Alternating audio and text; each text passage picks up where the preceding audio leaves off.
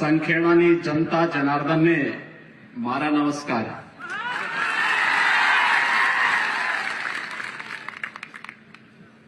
इस क्षेत्र की लोकप्रिय सांसद श्रीमती गीताबेन राठवा जी, संखेड़ा विधानसभा क्षेत्र से लोकप्रिय विधायक और वर्तमान में गुजरात विधानसभा क्षेत्र में भारतीय जनता पार्टी के प्रत्याशी श्री अभय सिंह भाई तड़वी जी, श्री राम सिंह राठवा जी, उपेंद्र भाई राठवा जी, जिज्ञासाबेन सेठ जी, धर्मेंद्र सिंह परमार जी, श्रीमती मलकाबेन भाईविनाबेन पटेल जी, प्रोफेसर शंकर भाई बिछिया भाई राठवा जी, श्री राजू भाई शाह जी, श्री संजय भाई देसाई जी, राजू भाई राठवा जी, श्रीमती शारदाबेन राठवा जी, श्री रश्मिकांत भाई बासवा जी, जसु भाई भीलू भाई राठवा जी, मेहुल कुमार हर्षद भाई पटेल जी, गणेश मिश्रा जी, चेतन भाई मेवासी जी, श्रीमती कोमलबेन डोबेल जी, श्री शशिकांत भाई पटेल जी और छोटा उदयपुर विधानसभा क्षेत्र से जुड़े हुए सभी भारी संख्या में उपस्थित भारतीय जनता पार्टी के कार्यकर्ता भाइयों बहनों, मैं गुजरात की इस धरती को नमन करता हूं, जिस धरती ने कभी उत्तर प्रदेश की मथुरा से यहां पर पधारे भगवान श्री कृष्ण को अपना पावन धाम द्वारिका को बसाने का एक अवसर दिया था, जिस धरती पर राष्ट्रपिता महात्मा गांधी का जन्म हुआ और भारत की आजादी की लड़ाई उनके नेतृत्व में लड़ी गई, जिस धरती पर लौह पुरुष सरदार वल्लभ भाई पटेल पैदा हुए और भारत की 563 से अधिक रियासतों को एकजुट करके वर्तमान भारत के इस विराट गणराज्य को बनाने में जिनकी महती भूमिका थी, मैं इस धरती को नमन करता हूं, जिन्होंने नरेंद्र भाई मोदी जैसा यशस्वी प्रधानमंत्री भारत को दिया है, जिनके नेतृत्व में वैश्विक मंच पर भारत की प्रतिष्ठा बढ़ी है, भारत की सीमाएं सुरक्षित हुई हैं, बिना भेदभाव के भारत के प्रत्येक नागरिक को उसका अधिकार प्राप्त हो रहा है। हम अभिनंदन करते हैं देश के यशस्वी प्रधानमंत्री श्री नरेंद्र मोदी जी का, जिन्होंने आजादी के बाद पहली बार एक आदिवासी वनवासी परिवार की एक महिला को देश के सर्वोच्च संवैधानिक पद राष्ट्रपति के पद पर बिठा करके भारत के हर वनवासी, गिरिवासी और उन बंधु बांधवों का सम्मान बढ़ाया है, जिन्होंने करीब भगवान श्री राम की सेना में अग्रणी भूमिका का निर्वहन करते हुए भारत के अंदर राम राज्य की स्थापना का संकल्प किया था। मैं अभिनंदन करता हूं देश के यशस्वी प्रधानमंत्री नरेंद्र मोदी जी का, जिनके दृढ़ इच्छा शक्ति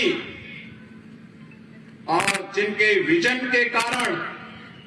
500 वर्षों का इंतजार समाप्त हुआ और अयोध्या में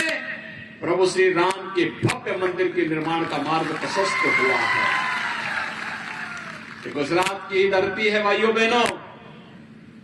अगर 1947 में भारत के सभी गणराज्यों इस संबंध में रामगढ़ताल पुलिस ने आईपीसी की धारा 147, 323, 504, 506, 427, 455 के तहत दर्ज मारपीट के मामले में मुख्य आरोपी चिलुआताल थाना क्षेत्र के मानबेला टोला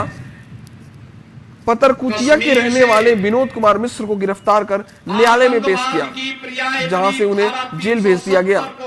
गोरखपुर के एसपी क्राइम इंदु प्रभा सिंह ने बताया कि 1 नवंबर को रामगढ़ताल थाना क्षेत्र के नौकायान के पास चूल्हा चौका रेस्टोरेंट पर मारपीट का मामला सामने आया है। उन्होंने बताया कि दोनों पक्षों की ओर से तहरीर मिली है, मुकदमा दर्ज कर आगे की कार्रवाई की जा रही है। भाइयों बहनों,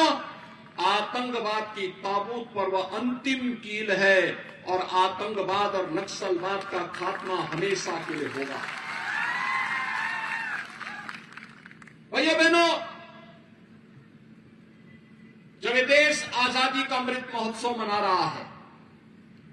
आजादी के अमृत महोत्सव के वर्ष पर भारत का, जिस ब्रिटेन ने भारत पर 200 वर्षों तक शासन किया,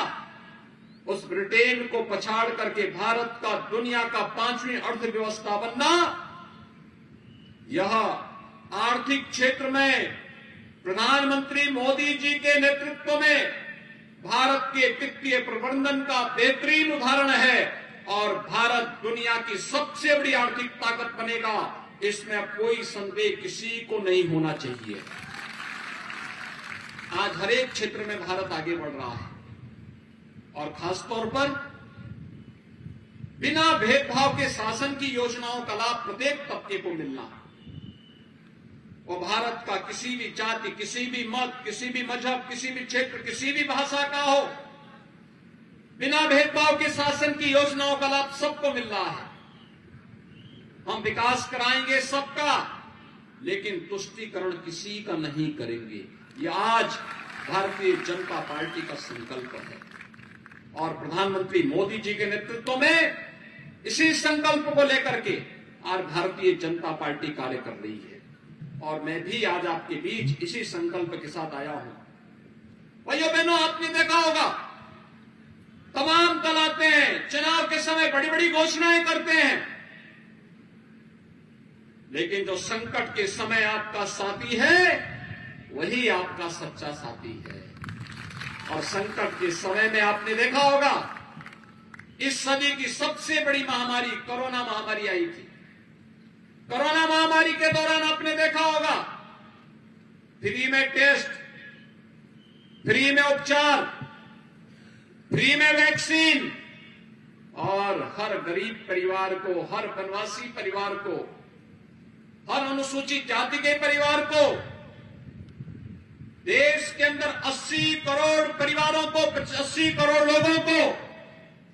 फ्री में राशन देने का काम भी प्रधानमंत्री मोदी जी ने किया,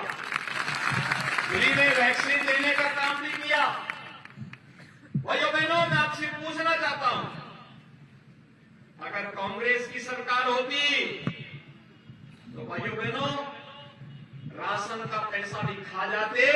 और वैक्सीन का पैसा भी सब खा जाते, किसी गरीब को नहीं मिलता। आज तो हर गरीब को आवास उपलब्ध हो रहा है, प्रधानमंत्री आवास योजना का लाभ मिल रहा है। आज हर गरीब को हर घर नल की योजना का लाभ मिल रहा है। आज हर गरीब के घर में बिजली का लट्टू चल रहा है। आज हर गरीब को राशन की सुविधा का लाभ मिल रहा है और वन बंधु कार्यक्रम के अंतर्गत हर वनवासी बंधु को, जनजातीय बंधु को शासन की योजना के साथ जोड़ करके आज लाखों करोड़ रुपए उनके उन्नयन के लिए गुजरात के अंदर भूपेंद्र भाई पटेल के नेतृत्व की भारतीय जनता पार्टी की सरकार उनके उन्नयन के लिए कार्य कर रही है। आज भाइयों बहनों, गुजरात के अंदर निराश्रित महिला पेंशन, विधवा महिला पेंशन हो, वृद्धावस्था पेंशन का लाभ हो,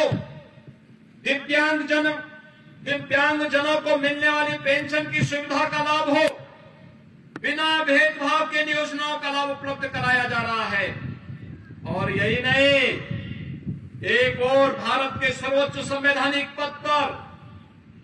देश के राष्ट्रपति के पद पर एक वनवासी और जनजातीय परिवार से जुड़ी हुई श्रीमती द्रौपदी मुर्मू जी को देश का राष्ट्रपति बना करके भारत का गौरव बढ़ाने का काम प्रधानमंत्री मोदी जी के नेतृत्व में हुआ है। तो दूसरी तरफ गुजरात के अंदर भगवान बिरसा मुंडा के नाम पर विश्वविद्यालय की स्थापना का कार्यक्रम भी उसी श्रृंखला का एक नया हिस्सा है। और इसीलिए भाइयों बहनों, आज हम सब आपके पास आए हैं। मैं आप सबसे ये अपील करने के लिए आया हूं कि भाइयों बहनों, क्या कांग्रेस कश्मीर से धारा 370 को हटा पाती? मैं आपसे पूछना चाहता हूं, क्या वो हटा पाती?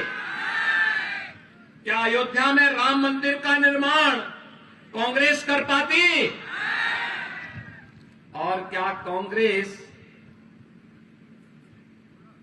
सरदार साहब का जो सबसे बड़ी प्रतिमा बनी है गुजरात में, प्रधानमंत्री मोदी जी ने बनाया है, क्या कांग्रेस बना पाती? कांग्रेस ने तो सरदार साहब को भी सम्मान नहीं दिया और बाबा साहब भीमराव अंबेडकर को भी सम्मान नहीं दिया। बाबा साहब भीमराव अंबेडकर से जुड़े हुए पंच तीर्थों का निर्माण भी प्रधानमंत्री मोदी जी के मार्गदर्शन और नेतृत्व में हुआ है। आज जनजातीय बंधुओं को छात्रावास की सुविधा हो, स्कॉलरशिप की सुविधा हो, इन सभी प्रकार की सुविधाओं का लाभ अगर कोई दे रहा है तो भारतीय जनता पार्टी के नेतृत्व की डबल इंजन की सरकार दे रही है। दिल्ली में नरेंद्र भाई मोदी जी के नेतृत्व की भारतीय जनता पार्टी की सरकार है। गुजरात के अंदर श्री भूपेंद्र भाई पटेल के नेतृत्व की सरकार है। ये डबल इंजन की सरकार जब चलेगी तो बुलेट ट्रेन के रूप में विकास के कार्यों को भी लेकर के आगे बढ़ती है और बुलेट ट्रेन की तर्ज पर ही विकास का कार्य होना चाहिए। ये विकास हम सबके जीवन का आधार बनेगा और इसीलिए आज मैं आपके बीच कहने के लिए आया हूं। भाइयों बहनों, गुजरात में क्या होता था? भारतीय जनता पार्टी की सरकार आने के पहले, नरेंद्र भाई मोदी जी के प्रधानमंत्री बनने के पहले, मुख्यमंत्री बनने के पहले गुजरात में क्या होता था? दंगे होते थे, कर्फ्यू लगता था, गुंडागर्दी चरम पर थी, अराजकता फैलाने का कार्य होता था, लूट खसोट थी। पिछले 20 वर्षों के अंदर गुजरात में कोई कर्फ्यू नहीं, कोई दंगा नहीं। गुजरात विकास के पथ पर आगे बढ़ रहा है, सुरक्षा का एक मॉडल दे रहा है, विकास का एक मॉडल दे रहा है, लोक कल्याण का एक मॉडल दे रहा है, नौजवानों के लिए नौकरी और रोजगार की सुविधा दे रहा है, अन्नदाता किसानों के प्रधानमंत्री किसान सम्मान निधि का लाभ दे रहा है,